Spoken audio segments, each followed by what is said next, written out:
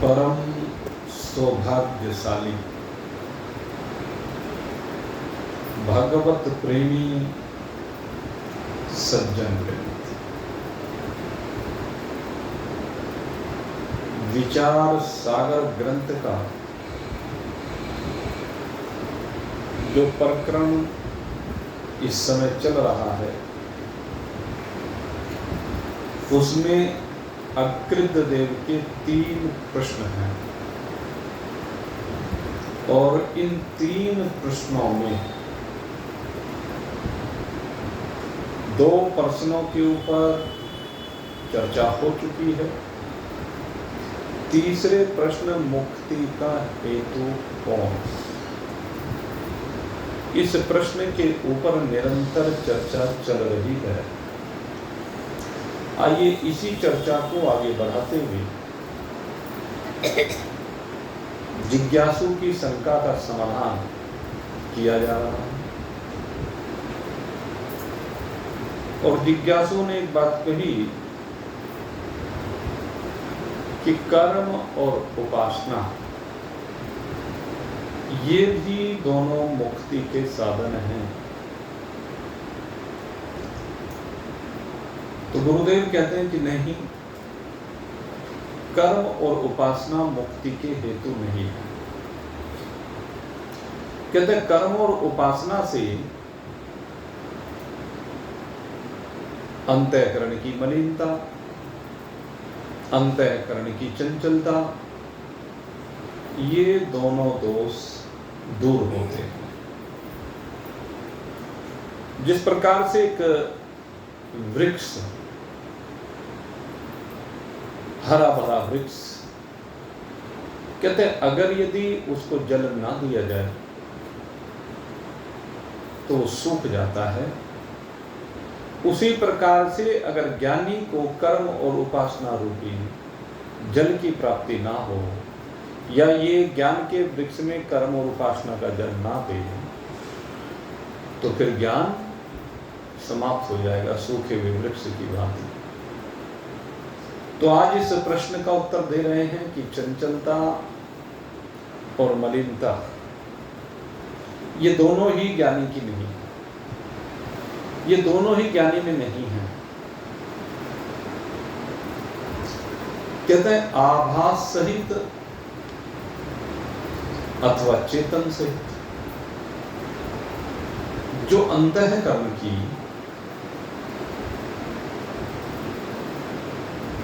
वृत्ति ये हो जाती है कि मैं असंग ब्रह्म हूं,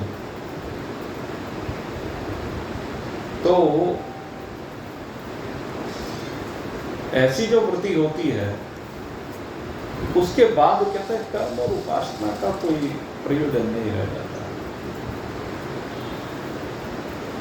कर्म और उपासना के फल की कोई आवश्यकता नहीं रह जाती,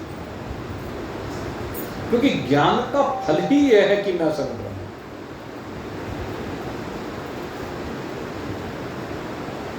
अपना स्वरूप, अपने स्वरूप का ज्ञान ये तो नित्य है और इसका नाश और रक्षा दोनों ही नहीं बनती है। एक बार स्वरूप का बोध होने के बाद न तो इसकी रक्षा करने की चिंता है और न ही इसका नाश हो सकता है, क्योंकि नाश नहीं हो सकता इसकी रक्षा की चिंता नहीं। एक बार अगर स्वरूप का बोध हो गया, और ये फल वेदांत श्रवण का है, परसों आपको बताया था, परसों अधिकारित्व के संदर्भ में चर्चा की गई थी। और ये फल जो है ये वेदांत का फल है, वेदांत श्रवण का फल है, ये किसी कर्म या उपासना का फल नहीं है। कर्म और उपासना का त्याग करने से ही ये ज्ञान की विद्या उत्पन्न होती है। और कहते हैं जहां तक बात तुम कर रहे हो अंतःकरण की मलिनता की या चंचलता की, तो एक बार उत्पन्न हुई जो ब्रह्माकार वृत्ति है, एक बार वृत्ति ब्रह्माकार बन जाए, तो जब ये वृत्ति बन जाती है तो अज्ञान और उसकी भ्रांति, उसका नाश उसी समय हो जाता है। और जब अज्ञान और भ्रांति का नाश हो जाता है तो फिर अंतःकरण की वृत्ति की फिर से किसी रक्षा करने की आवश्यकता ही नहीं रहती।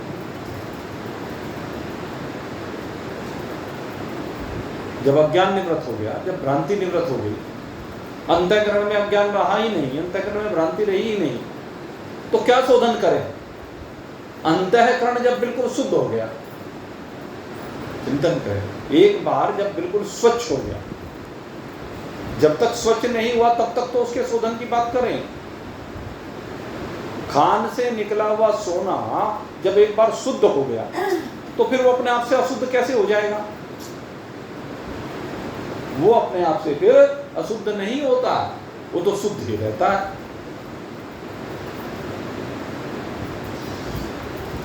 तो फिर जब वो शुद्ध रहता है तो फिर वो चंचलता को कैसे प्राप्त होगा, मलिनता को कैसे प्राप्त होगा, उसके अंदर मैल कैसे प्रवेश करेगा? उसके अंदर मैल का प्रवेश हो ही नहीं सकता। और जब मैल का प्रवेश नहीं हो सकता तो फिर कौन सा कर्म करे? कर्म के द्वारा ही मैल को साफ किया जाता है अंतःकरण के। और जब मैल घुसेगा ही नहीं, फिर जैसे कमल के पत्र के अंदर जल घुसता नहीं है,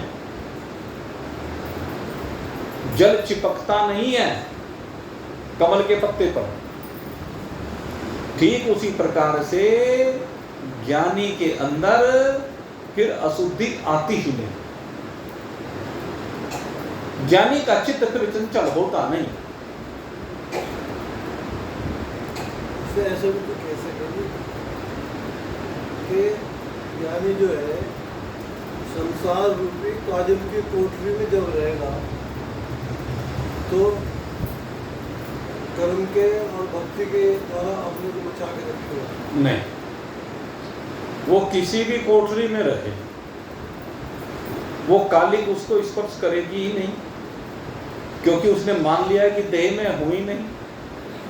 वो कालिक अगर यदि चिपकेगी तो देह को चिपकेगी और देह में हो नहीं, तो फिर कैसे घुसेगी उसके अंदर?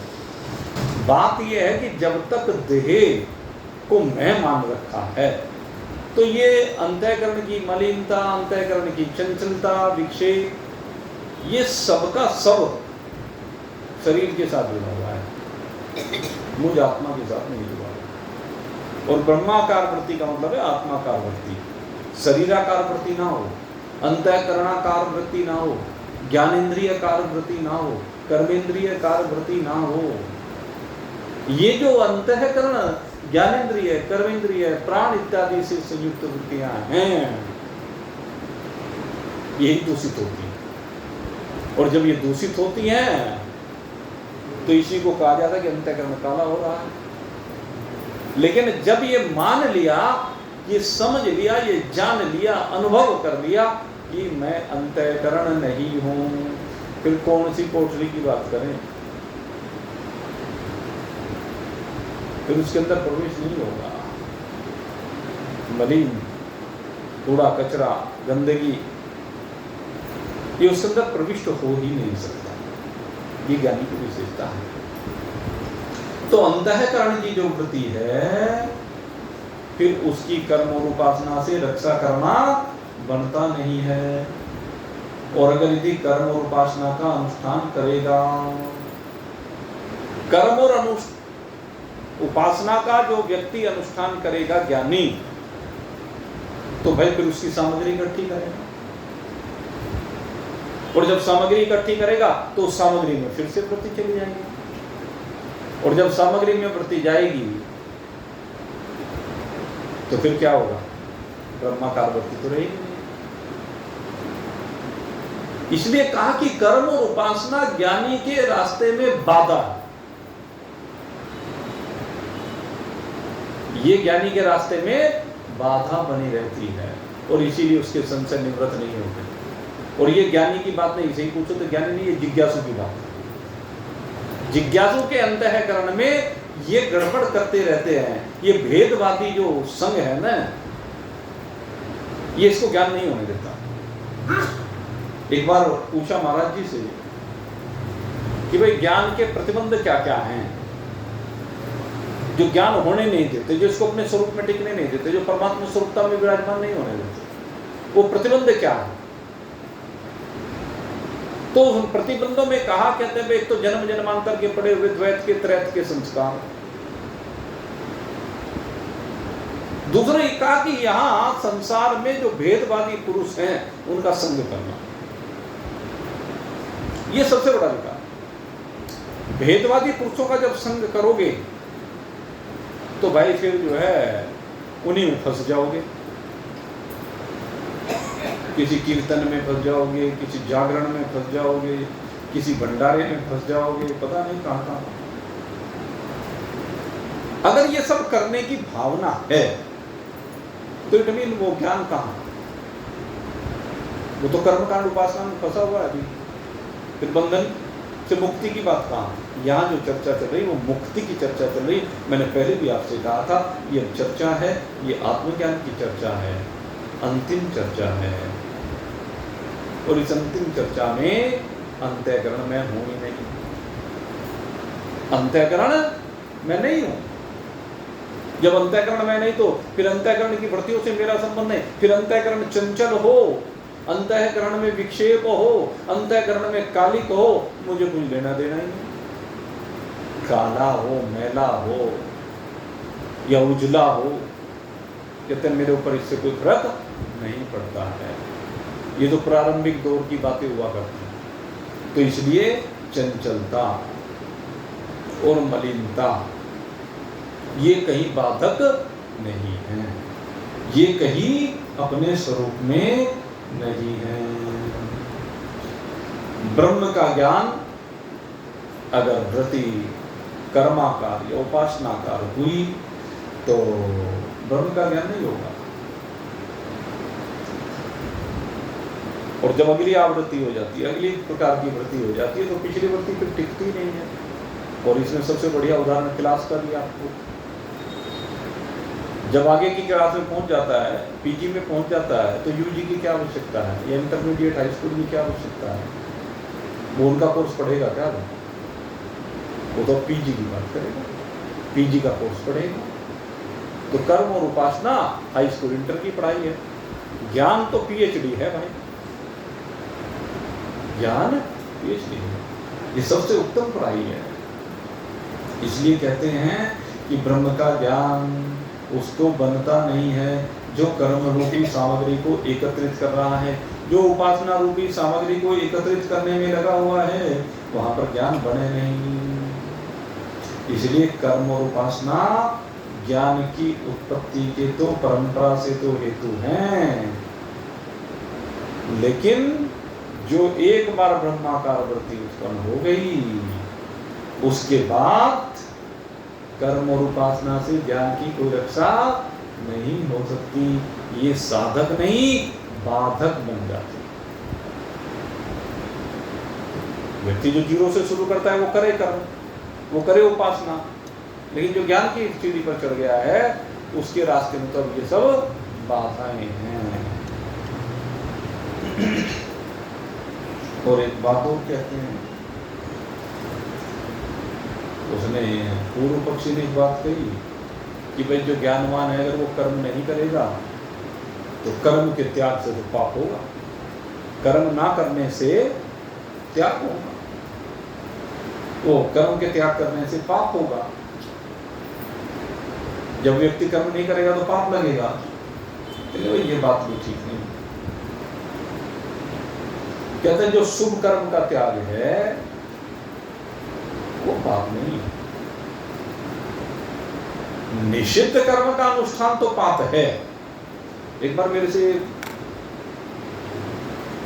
एक भक्त ने यही प्रश्न किया था, संयोग की बात है यही आ गया।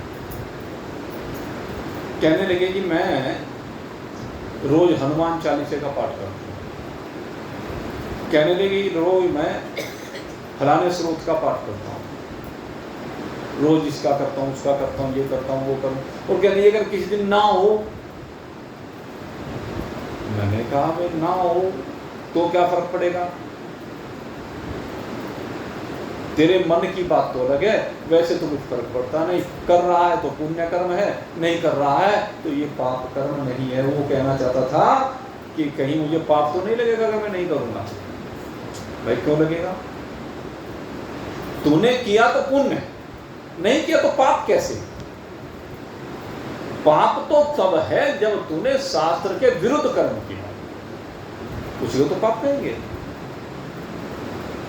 और ज्ञानी से कभी पाप कर्म बन नहीं सकता, निषिद्ध कर्म नहीं बन सकता। वो उपासना नहीं करता, वो कर्म कांड में लिप्त नहीं है, तो ये पाप नहीं है।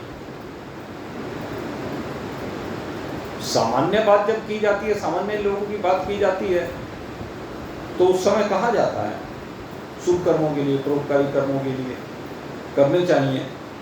लेकिन जब ज्ञानी की बात आती है तो ज्ञानी के लिए ये सब करना भी निषिद्ध है। सही बात ये पिछली अभी बताई है। क्यों निषिद्ध क्यों है कि अगर यदि वो करता रहेगा तो उनमें फिर आसक्ति होगी, वो ब्रह्माकार वृत्ति समाप्त होकर के कर्माकार वृत्ति बन जाएगी। इसलिए वृत्ति की निरंतर ब्रह्माकार बनानी, ये वृत्ति हमारी निरंतर ब्रह्माकार बननी चाहिए, न कि कर्माकार, न कि उपासना का। वृत्ति ब्रह्माकार बने। और सामान्य भाई जो अभी नहीं पहुंचे हैं उस सीढ़ी पर, केवल कर्मयोग और उपासना में जो लगे हुए हैं, उन्हें अगर मुक्ति की बात करें तो उन भाइयों को पता ही नहीं मुक्ति होती क्या है। उन लोगों को मुक्ति के बारे में पता ही नहीं, क्योंकि अभी वो उस क्लास की पढ़ाई को जानते ही नहीं। अच्छा, पीएचडी की पढ़ाई को आप यहाँ चिंतन करें, यहाँ पर 3 व्यक्ति हैं जिन्होंने पीएचडी की। उनके अलावा और कोई कहीं पढ़ा हुआ होगा, कोई कहीं पढ़ा हुआ होगा, किसी का स्तर हाई स्कूल, किसी का इंटर, किसी का ग्रेजुएशन, किसी का पोस्ट ग्रेजुएशन रहा होगा। अच्छा, पीएचडी के बारे में, पीएचडी जो चीज़ बताती है, जो चीज़ सिखाती है, जो अनुभव कराती है, वो चीज जिसने पीजी तक पढ़ा है उसे अनुभव हो जाएगी क्या? मेरे एक बार की घटना ध्यान है। मैंने, वैसे मेरे सही तो ध्यान नहीं, मैं डॉक्टर साहब के पास गया, एक कैलकुलस सब्जेक्ट है, उस कैलकुलस सब्जेक्ट में पहले वो लिमिट का चैप्टर आता है, तो वो हमने पढ़ा और उसमें एक जगह पर लिमिट लिखी x टेंड्स टू 0 या x टेंड टू इन्फिनिटी। तो मैंने कहा जी इन दोनों का क्या उपयोग है? भाई हमने तो चूंकि वो इंटरमीडिएट के स्तर पे पढ़ा, अब वहां तो उसकी ABCD थी। मैंने इनका क्या उपयोग है, हम क्यों पढ़ रहे हैं इनको? तब इन्होंने समझाया कि अगर सूर्य की दूरी निकालनी है, वैज्ञानिकों ने निकाल दी, तो कहने इसी से निकले। पृथ्वी से सूर्य कितनी दूर है, चंद्रमा कितनी दूर है, मंगल कितनी दूर है, जिन पर आज तक कोई गया नहीं, और उनकी दूरी यहीं बैठे बैठे हम निकाल रहे हैं, तो उसमें लिमिट ही काम आती है। इस लिमिट से पता चलता है। तो हमने, हमारी खोपड़ी जहां तक गई नहीं, क्योंकि हमने वो पढ़ाई पढ़ी नहीं। अब इन्होंने वो पढ़ाई पढ़ी तो एकदम बता दिया। इनकी जो अनुभूति है वो नीचे वाले की अनुभूति कैसे हो जाएगी? तो बात यही है, जिसने ज्ञान का स्वाद चखा नहीं, लोमड़ी ने देखा। मुझे तो दूसरी हमें कुछ नहीं पता, करके ये पता लगा। देखो कितनी बढ़िया बात कही डॉक्टर साहब ने। कहने लगे पीएचडी करने के बाद हमें ये पता चला कि हमें कुछ नहीं पता। बर्नार्ड शाह को हुए, जॉर्ज बर्नार्ड शाह, जी जी जी, उन्होंने जो लिखा है I am the wisest person in this world because I know that I know nothing. देखो कितनी बड़ी बात कही डॉक्टर जॉर्ज बेनार्ड शॉ ने, बहुत बड़े दुनिया का विद्वान। सबसे बुद्धिमान आदमी मैं हूँ, क्योंकि मुझे पता है कि मैं कुछ नहीं जानता। और ये कहाँ से आया आप देखो, हम जॉर्ज बेनार्ड शॉ की बात कर रहे हैं। उसने कहा कि मैं दुनिया का सबसे बुद्धिमान व्यक्ति हूँ, और वो बुद्धिमान व्यक्ति इसलिए हूँ कि मैं कुछ नहीं जानता। मुझे ये अनुभव हो गया, मैं कुछ नहीं जानता, ये मुझे अनुभव हो गया। केनोपनिषद पढ़ लो, ये लिख रहा। केनोपनिषद में आपको पढ़ाया था, जो कहता है कि मैं जानता हूं सो कुछ नहीं, जो कहता है मैं नहीं जानता वही ज्ञानी। क्या नहीं जानता? हकीकत यही है, जो इस जगत को नहीं जानता वही ज्ञानी है। जो जगत में उलझा पड़ा है वो अज्ञानी है, नासमझ है, भ्रांत है। ये क्या कौन? वो भ्रांत है। ये जो पीएचडी करने के बाद इन्होंने अध्ययन किया, मैं कुछ नहीं जानता, और मैं कहता हूं यही तो आना है, यही है पीएचडी का रिजल्ट। यही है कि मैं कुछ नहीं जानता। काहे के बारे में? जगत के बारे में, क्योंकि जगत कुछ है ही नहीं, जगत जीरो है। इसको जान करके मुझे क्या लेना है? इसमें रखा क्या है? ये हो। और जो मैं हूं सो उसमें विराजमान हूं, ये ज्ञान है। असली ज्ञान क्या है? जो मैं हूं सो उसमें विराजमान हूं, बाकी की मुझे आवश्यकता नहीं, बाकी से कोई लेना देना नहीं, बाकी का मेरा कोई प्रयोजन नहीं। ये है मैं कुछ नहीं जानता, इसलिए मैं सबसे अधिक बुद्धिमान हूं। आइंस्टीन को इसी सदी का सबसे बड़ा वैज्ञानिक माना। आइंस्टीन अच्छा उसकी एप्लीकेशन है, उन्होंने लिखा है कि science is lame without religion and religion is blind without science.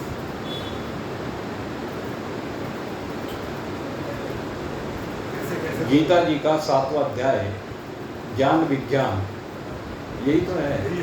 Einstein कह रहा है हम मान रहे हैं, जॉर्ज बेनार्ड शॉ कह रहा है हम मान रहे हैं, लेकिन जो गीता जी बता रही है पहले बता दिया। उसने गीता को पढ़ के तो कहा ज्ञान जब जीवन में उतर जाता है तो विज्ञान बन जाता है। बात यही है। एक अंधा है, एक लंगड़ा है, एक के बिना दूसरा। जैसे शरीर और आत्मा, आत्मा धरातल, आत्मा आधार अधिष्ठान।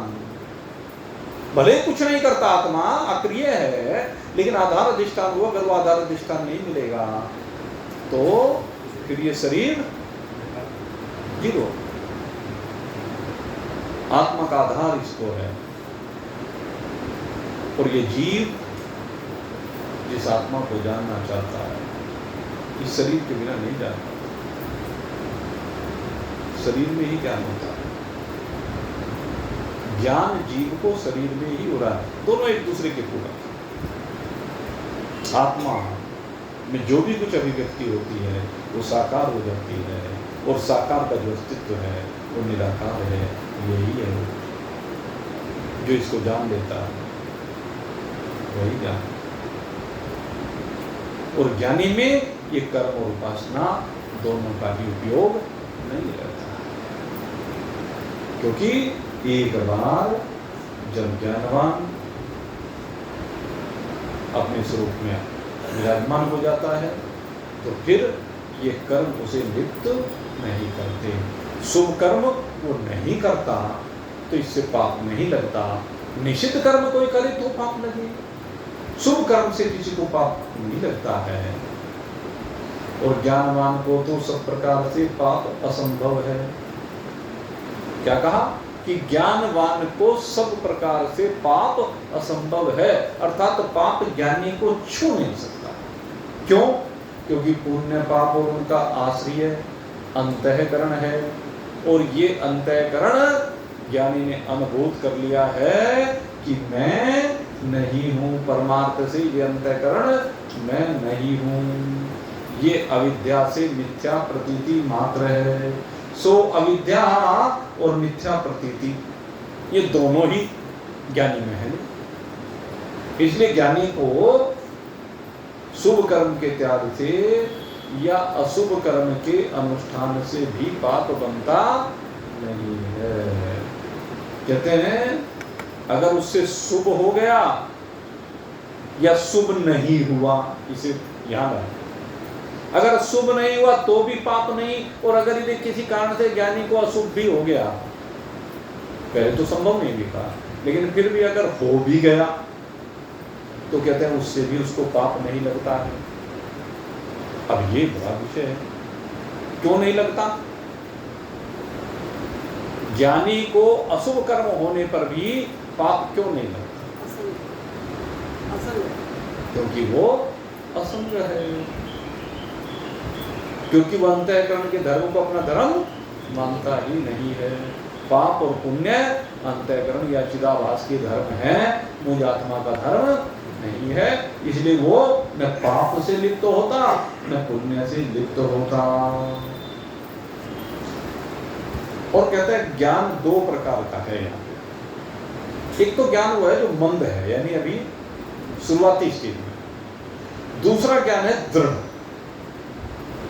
कहते हैं जो संशयों के सहित जो ज्ञान होता है उसे मंद ज्ञान कहते हैं, और जो संशयों से रहित ज्ञान है, जहां संशय नहीं है, उसको हम दृढ़ ज्ञान कहते हैं। और जिसे दृढ़ ज्ञान हो जाता है उसके लिए तो किंचित मात्र भी कोई कर्तव्य नहीं है। और एक बार उत्पन्न हुआ ये संशय रहित अंतःकरण की वृत्ति रूप ज्ञान, ये उसकी अविद्या का सदा सदा के लिए नाश कर देता है। एक बार जहां उत्पन्न हुआ फिर अविद्या नहीं रहती। जब तक संशय है तब तक अविद्या रहती है। प्रमाणगत संशय और प्रमेयगत संशय। एक तो प्रमाणगत संशय, एक प्रमेयगत संशय, एक असंभावना और विपरीत भावना। तो ये किसके अंदर होते हैं? जहां संशय वहां पर ये चीजें हैं, लेकिन ज्ञानी के अंदर ये दोनों ही नहीं है। और जैसे ही अंतःकरण की वृत्ति को ज्ञानाकार किया जाता है, ज्ञान का अभ्यास हो जाता है, तो कहते हैं ये चीजें सब धीरे धीरे अपने आप ही दूर होती चली जाती है और आत्मा में फिर कोई भ्रांति उत्पन्न नहीं करती है। क्यों? क्योंकि भ्रांति का कारण अविद्या है। हमें जो भ्रांति है, हमें जो संशय है, वो अविद्या के कारण है। इस संसार में अविद्या सर्वत्र फैली पड़ी है, ना समझी भूल सर्वत्र फैली पड़ी है।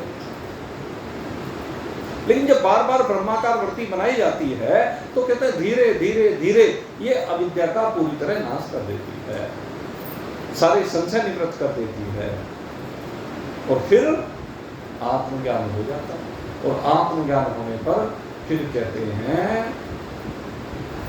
दोबारा से ये अविद्या जीवन में प्रवेश नहीं करती है। ये जीवन में प्रवेश कर ही नहीं सकती। जब तक ना समझी है तब तक प्रवेश है, और जब समझ आ गई तो फिर अविद्या का प्रवेश दोबारा नहीं हो सकता। जब अपने आप को शुद्ध सच्चिदानंद ब्रह्म रूप से अनुभव कर लिया तो दोबारा अविद्या क्यों आएगी? और जब दोबारा अविद्या नहीं आएगी तो फिर फंसेगा तो जी, वो जीवता वहीं की वहीं लय को प्राप्त हो जाएगी। जीवता लय को प्राप्त हो जाती है। अविद्या का नाम ही जीवता है, अविद्या का नाम ही ना समझी भूल। अविद्या के कारण ही सुख और दुख, पाप पुण्य, जय पराजय, मान अपमान। लेकिन जब अविद्या की भ्रांति निवृत्त होती है, अविद्या रूपी भ्रांति का प्रवेश फिर दोबारा से जीवन में नहीं होता है। और ये कैसे दूर होती है? बार बार ब्रह्माकार वृत्ति, ये संसाराकार वृत्ति से जब बाहर निकलती है, जैसे जैसे संसाराकार वृत्ति समाप्त होती जाती है, जैसे जैसे पदार्थाकार वृत्ति समाप्त होती चली जाती है। और एक बात ये भी है कि भाई संसाराकार वृत्ति तो हम धीरे धीरे चलो कम कर रहे हैं, लेकिन ब्रह्माकार बना नहीं रहे, पड़े सो रहे हैं अपना आराम से। दूसरे को तो यही लगे कि आप सो रहे हैं, जो और हैं उनको तो ये लगे पड़ा सो रहा है, निठल्ला कहीं का, कुछ करता रहता है, सारे दिन पड़ा सोता रहता है। लेकिन आप उस समय अपनी ब्रह्माकार वृत्ति में विराजमान है।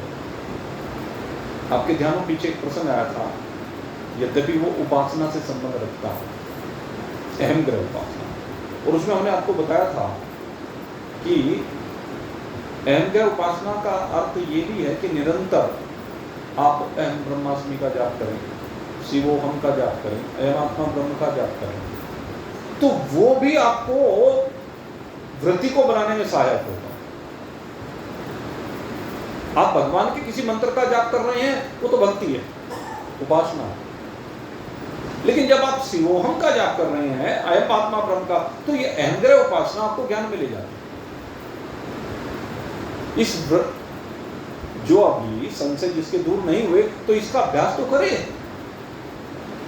इसका अभ्यास करने से आप धीरे धीरे देखेंगे कि संसाराकार वृत्तियां समाप्ति होती गई है, बहुत नजदीक लगती चली जाएंगी। अजी हमने तो देखा बड़े से बड़े ज्ञानी वो भी संसार में लगे रहते हैं।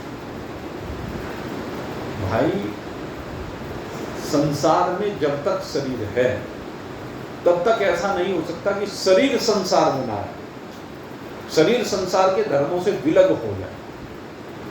या तो कोई दत्त भगवान की तरह से होगा या ऋषभ देव जी की तरह से। भगवान कहते हैं दत्त भगवान और ऋषभ देव जी, उनका तो दोनों की बात ही अलग थी कि सब कुछ मेरा स्वरूप है, अपना मस्ती में कहीं भी पड़े हैं, न खाना न पीना कुछ नहीं, न वस्त्र का ध्यान न भोजन का ध्यान, पड़े अपनी मस्ती में मस्त। और मस्ती में मस्त पड़े पड़े जंगल में पेड़ों में रगड़ हुई और अग्नि प्रकट हो गई, दावानल प्रकट हो गया, लेकिन पड़ा है शरीर। कहते अग्नि मेरा स्वरूप है। ये शरीर भी उससे भिन्न नहीं है, शरीर अग्नि के साथ एक रूप होने जा रहा है, हो जाने, क्योंकि मैं शरीर नहीं हूं। ये पक्का निश्चय, यह पक्का निश्चय। वो कैसे फंसे थे? लेकिन अगर यदि वैसे हम बात करें, अब जैसे जनक जी जैसे ज्ञानी हुए, जनक जी और वामदेव जी, इन दोनों के विशेष रूप से प्रसंग आता है, जिन्होंने अब पक्षपात रहित अनुभव प्रकाश पढ़ी हो, उसमें स्वामी वामदेव जी का बहुत वर्णन आता है। स्वामी वामदेव जी का प्रारब्ध अलग किस्म का है, जनक जी का प्रारब्ध अलग किस्म का है। जनक जी भोगों में रहते हुए ज्ञानी हैं और वामदेव जी वैराग से संयुक्त हुए ज्ञानी, सुखदेव जी वैराग से संयुक्त हुए ज्ञानी हैं। ऐसी स्थिति है दोनों। और इस स्थिति में आप सुखदेव जी को भी देखें, सुखदेव जी ज्ञानी पहले हैं और गृहस्थी बाद में। पहले वे ज्ञानी है और उसके बाद सुखदेव जी का भी गृहस्थ बसा, मैं आपको बताऊं। और 4 पुत्र भी हुए, 1 पुत्री भी हुई। सुखदेव जी की वैसे चर्चा सामान्यतः नहीं आती, केवल भागवत के रूप में आती है कि भागवत उन्होंने परीक्षित जी को, लेकिन उसके बाद जब जनक जी से ज्ञान प्राप्त कर लिया तो भगवान वेद व्यास की प्रार्थना पर सुखदेव जी ने विवाह भी किया और संतान भी हुई। लेकिन उनका निश्चय पक्का है, कहते शरीर मैं नहीं हूं, शरीर से कोई संबंध नहीं। और फिर सुखदेव जी एक तेज पुंज के रूप में विराजमान हुए, आज भी एक तेज पुंज के रूप में अंतरिक्ष में विराजमान है। जिस प्रकार से ध्रुव तारा है वो आज भी अंतरिक्ष में विराजमान है। ऐसे सुखदेव जी अभी विराजमान है। उनका तेज, उनका ओज, वो आज भी विराजमान है। तो ज्ञानी की अगर हम बात करें, अगर भोगों में भी रह रहा है, वो उसका प्रारब्ध है। ज्ञानी को रसगुल्ले खाने को मिल रहे हैं तो खा लिया, कोई बात नहीं, लेकिन रसगुल्ले में कोई आसक्ति नहीं है। किसी ने ला के रख दिया, खाओ गुरु जी, अच्छा बन लगा लिया भोग, लेकिन रसगुल्ले में रस नहीं। वो जब रसगुल्ले को खाते हैं तो उसमें रस नहीं होता। जैसे रोटी वैसा रसगुल्ला, वैसी चाट पकौड़ी, उनके लिए कोई फर्क नहीं है, सब शरीर का ईंधन है। तो फिर वो कैसे फंसेगा? उसमें फंसने की बात फिर है ही नहीं। वो समस्त आसक्तियों से, अविद्या से बाहर निकल जाता है। ये ज्ञानी की स्थिति होती है। तो आत्मा में फिर भ्रांति होती नहीं है, क्योंकि भ्रांति का कारण अविद्या है, और अविद्या एक बार जब ज्ञान हो गया तो वो नष्ट हो गई। इसलिए भ्रांति और अविद्या के अभाव के कारण से फिर से कोई फसाव नहीं है। और ये भी कहते हैं कि फिर ये भी नहीं कि बार बार ब्रह्माकार वृत्ति बनाने की आवश्यकता है।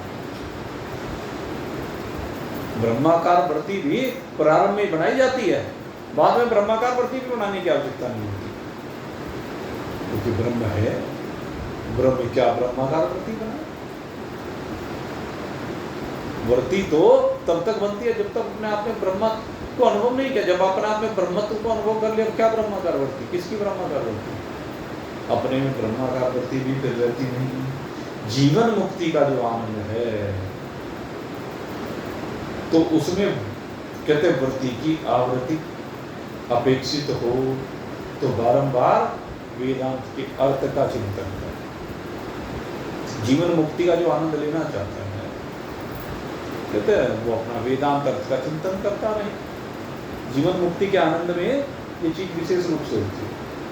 अयम आत्मा ब्रह्म, अयम आत्मा ब्रह्म, ये वृत्ति अपेक्षित होती है। और बार बार जब वेदांत के अर्थ का चिंतन करता है तो उससे ब्रह्माकार वृत्ति उसे जीवन मुक्ति का आनंद प्रदान करती है। लेकिन ये जीवन मुक्ति का आनंद कहते हैं कर्म और उपासना से प्राप्त नहीं होगा, क्योंकि कर्म और उपासना तो चित्त की चंचलता और चित्त की मलिनता को दूर करते हैं। और विद्वान में, ज्ञानी में, उसके अंतःकरण में पाप और चंचलता दोनों ही नहीं है। उसके अंतःकरण में न किसी से राग है न किसी से द्वेष है। वो राग और द्वेष दोनों से भी रहित है। जब राग और द्वेष ही नहीं है तो फिर चित्त जाए कहां? चित्त जब भी जाता है तो राग और द्वेष में जाता है। वृत्ति कहीं भी जाती है तो राग और द्वेष के कारण जाती है। जब न कहीं राग है न कहीं द्वेष है तो चित्त से निकल करके वृत्ति जाएगी कहां? अर्थात वृत्ति कहीं जाती नहीं। इसलिए सिद्ध होता है कि कर्म कि ज्ञानी के लिए न कर्म की आवश्यकता है न उपासना की आवश्यकता है।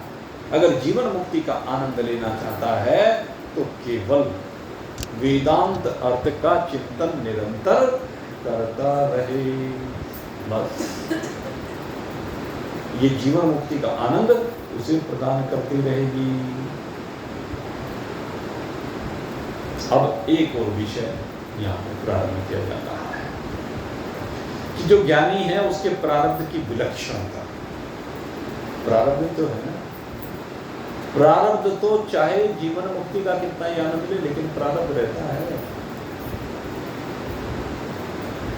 तो अब उसके बारे में एक विषय उठाया जा रहा है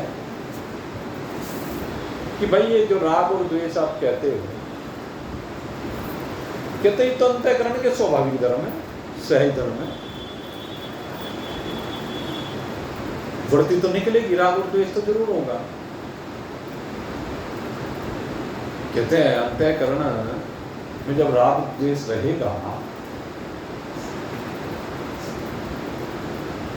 चलो मान लिया भाई ज्ञानी के नहीं है, लेकिन बाकी के अंतःकरण में तो रहेगा। ज्ञानी के अंतःकरण में राग द्वेष नहीं रहा, लेकिन बाकी के तो है ना। और जब ज्ञानी अपने आप में ब्रह्म स्वरूपता में अपने आप को अनुभव करता है, तो चराचर जगत में वो अपने आप को अनुभव करता है। कहते हैं उसके अंतःकरण होते निवृत्त हो गए, लेकिन अनेकों जो असंख्य अंतःकरण हैं उनका तो राग द्वेष रह गया। अगर उनका रह गया तो उसी का तो है। जब सब में वही है तो उनके जो अंतःकरण हैं उनमें तो राग द्वेष रहेगा, उसका तो नाश नहीं हुआ। और राग द्वेष से कहते हैं फिर अंतःकरण चंचल हो जाएगा, दूसरों के अंतःकरण से उसका अंतःकरण चंचल हो जाएगा। इसलिए ज्ञानी को उपासना करते रहना चाहिए। ये एक जिज्ञासु ने प्रश्न रखा। जैसे जब सबके साथ एकता हो गई, सब में अपने आप को अनुभव कर लिया, तो अभी तो सब में से तो राग द्वेष निवृत्त नहीं, या तो ये हो कि सबका राग द्वेष निवृत्त हो जाए, उसके और राग द्वेष के निवृत्त होते, उसके राग द्वेष के निपटते ही सबका राग द्वेष निपट जाना चाहिए। लेकिन ऐसा तो होता नहीं, ऐसा कहीं देखा नहीं। ज्ञानी का राग द्वेष निवृत्त हुआ, बाकी का तो नहीं हुआ। ज्ञानवान के अंतःकरण की जो चंचलता है, जब राग द्वेष उनका रह गया तो फिर उससे तो विधेय मुक्ति नहीं हो सकती। और क्योंकि अंतःकरण चंचल हो जाएगा उस राग द्वेष के कारण। और जब राग द्वेष के कारण अंतःकरण चंचल हो जाए तो विधेय मुक्ति कैसी, जीवन मुक्ति कैसी? वो जीवन मुक्ति का आनंद नहीं ले सकता। इसलिए उसकी विधेय मुक्ति में एक संशय है। और फिर जिसका अंतःकरण चंचल हो जाएगा, उस चंचल अंतःकरण में स्वरूप आनंद का भान होगा कैसे? जब तक अंतःकरण चंचल है, उसमें स्वरूप का बोध हो ही नहीं सकता, क्योंकि चंचलता तो भाई जीवन मुक्ति की विरोधी है, सहयोगी नहीं है। जो चंचलता है वो जीवन मुक्ति की विरोधी है। इसलिए जीवन मुक्ति के आनंद के लिए, चंचलता को दूर करने के लिए उपासना करते रहना चाहिए। ये कोई जिज्ञासु कह रहा है गुरु से, ये तथ्य नहीं है, इसके ऊपर विचार है। उसने विचार रखा, अपनी अपनी बात रखने का अधिकार है सबको, तो उसने अपनी बात रख दी कि भाई जब अंतःकरण औरों के राग द्वेष से संयुक्त हैं, उनमें राग द्वेष है, तो उसका अंतःकरण चंचल हो जाएगा। जब चंचल हो जाएगा तो विधेय मुक्ति, जीवन मुक्ति का आनंद वो कैसे लेगा? इसलिए जीवन मुक्ति का अगर उसे आनंद लेना है तो उपासना करते रहना चाहिए। ऐसे बहुत पंथ मिलेंगे आपको, ऐसे बहुत पंथ मिलते हैं, ऐसे बहुत महापुरुष मिलते हैं जो बहुत अच्छा ज्ञान का,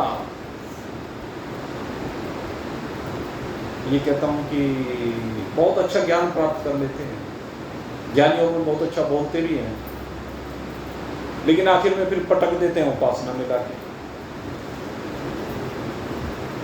नाम तो नहीं लूंगा क्योंकि वे महान पुरुष हुए एक से, लेकिन मैं एक बार स्वामी स्वरूपानंद जी महाराज के पास गया, गीता जी लेकर के, कहने लगे कौन सी गीता लेकर के आए? मैंने कहा जी फलानी है। कहने लगे मैंने तो नाश ही कर दिया उनको, कहने सस्ती के चक्कर में ले आए, कहने गीता के अर्थ का अनर्थ कर दिया। मैंने कहा जी कैसे? कहने लगे जो मंत्र ज्ञान योग में कहा उसे फिर से भक्ति योग में लाके पटक दिया। कैसे ज्ञानी? कहते हैं इनकी बातों में विरोधाभास हो जाता है। इन्हें यही नहीं पता तुम कहाँ क्या कह रहे हो। भाष्यकार वो खुद उलझा हुआ है, भक्ति और ज्ञान के चक्कर में तो भाष्यकार कहाँ। एक मंत्र मैंने बोला तो उस मंत्र के ऊपर कहने लगे देखो इसकी टीका, ये गड़बड़ कर रहे हैं टीका। तो ये समस्या बनी रहती है और उसके पीछे बार बार भाव मैंने कई बार पहले भी आपको स्पष्ट किया। उसका कारण है हमारी आस्था, हमारी निष्ठा। जन्म जन्मांतर से ऐसी पक जाती है कि उस निष्ठा के चक्कर में गड़बड़ होती है। उन्हें लगता है कि जो इतने समय से फलाना इष्ट फलाना इष्ट फलाना इष्ट, सबके अपने अपने हैं बना रखे सब। कहते ये जो है ना, अगर यदि हम ज्ञान योग में चले गए कहीं हमारे से नाराज ना हो जाए, कहीं बुरा ना माने। अरे भाई भगवान राम वशिष्ठ जी को कह रहे हैं, भगवान कृष्ण गीता जी में अर्जुन को समझा रहे हैं। जिस चीज को वो समझा रहे वही ज्ञान है और उसी को मानते नहीं। अरे उसी की बात का तो विश्वास कर लो, उससे ज्यादा विश्वास किसकी बात का हो सकता है। जब वो कहता है कि ज्ञानी के लिए कर्म और उपासना की आवश्यकता नहीं रही, और जो ज्ञानवान है वो तो खुद मेरा स्वरूप है। 4 प्रकार के भक्त हैं, आर्त जिज्ञासु अर्थार्थी ज्ञानी चे। एक आर्त है, एक अर्थार्थी है, एक जिज्ञासु है। भगवान कहते हैं जो जिस भी स्टेप पर है वो मुझे भज रहा है, चाहे कोई रो करके भज रहा है या कोई चाहत लेकर के भज रहा है, प्राइमरी क्लास के स्टूडेंट, और या कोई मुझे जानने के लिए भज रहा है, और या मुझे जानकर भज रहा। 4 चीजें। ये जो चौथा है कि जानकर भजना, तो भगवान इसके बारे में कहते हैं ये तो मेरा अपना स्वरूप है। ये है ज्ञान। ज्ञानी तो मेरा अपना स्वरूप है। सर्व कर्म अखिलम ज्ञाने परिसमाप्यते। गीता ही बोलो। भगवान कह रहे हैं कि सारे कर्म आखिर में जाकर के ज्ञान में लय हो जाते हैं, समाप्त हो जाते हैं। नहीं ज्ञानेन सदृशम पवित्रम ये विद्यते। अगर पवित्रता की बात करें, शुद्धिकरण की बात करें, तो ज्ञान से ज्यादा पवित्र करने वाला कोई है ही नहीं। फिर क्यों उलझ रहे हो? भगवान तो उलझाव समाप्त करते हैं। भगवान की मान लो, भगवान को बुरा नहीं लगेगा अगर उस स्टेप पर पहुंच गए, और अगर भगवान की नहीं मानते तो फिर उलझे रहेंगे, नीचे रह जाएंगे। तो ये बात किसके लिए है? ये प्रबल जिज्ञासु के लिए है, ये ज्ञानी के लिए है। जो रास्ते में है उनकी बात है। तो यहां उनकी बात अभी नहीं हो रही, यहां तो उनकी बात हो रही है, क्योंकि यहां मुक्ति की बात हो रही है। अजी हमें तो मुक्ति नहीं चाहती, जन्म जन्म रति राम पद, हम तो ये चाहते हैं। और कैसी सोच है कि मैं तो चाहे वृंदावन का कीड़ा ही नाली का बन जाऊं,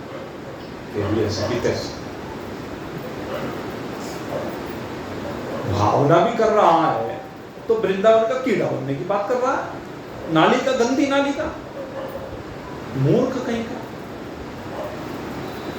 ये कैसी कैसी बातें करते हैं लोग, पागलपन।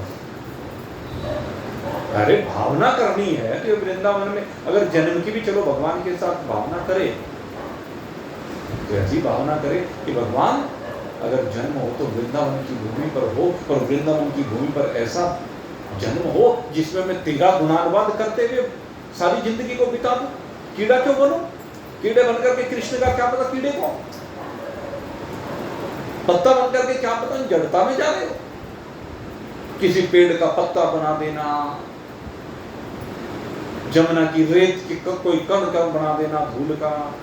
ऐसी ऐसी मानसिकताएं लोगों की, हमें तो पता नहीं कहाँ कहाँ से उल्टी सीधी बातें लेकर आओ। हमारे गुरुदेव तो कहा करते हैं, एक जो है सन्यासी था और वो सन्यासी कहीं से अपना रोटी मांग करके लाया।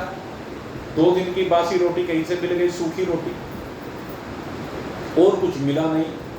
कहीं से पानी लेकर के आया अपने कमंडलों में और आकर के एक जगह बैठ करके उन रोटियों को आपस में रगड़ने लगा। तो एक दूसरा आ गया, कहने लगे ये क्या कर रहा है?